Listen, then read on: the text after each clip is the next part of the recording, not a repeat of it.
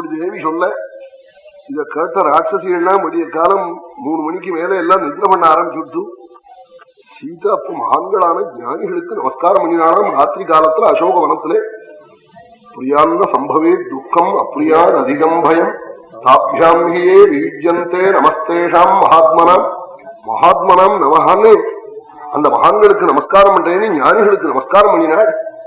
26வது சர்க்கம் சுந்தர காண்டத்திலே கடைசி சர்க்கம் முடிவு.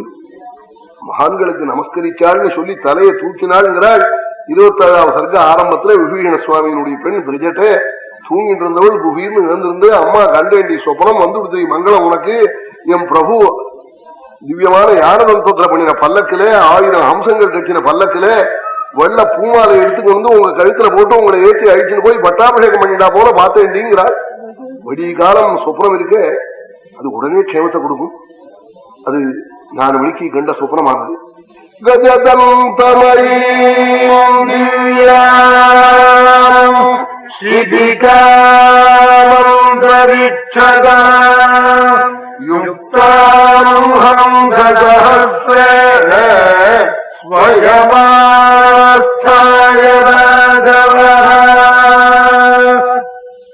சொல்லி பிரம்மாணம் அக்ரதா ராமம் தத்திர பவந்திரே 33 தேவதைகளும் பட்டாபிஷிக்தனான சீதாராமனான உங்களை பிரம்மாவை முன்னிட்டு நமஸ்காரம் பண்ணினாள். அயோத்தியிலே நான் கண்டேன்னு திரிஜட்ட சொல்லி ராவணனுக்கு ஏற்பட்ட தீங்கான சொப்னங்களையும் சொல்லி வந்து க்ஷேமம் நாள்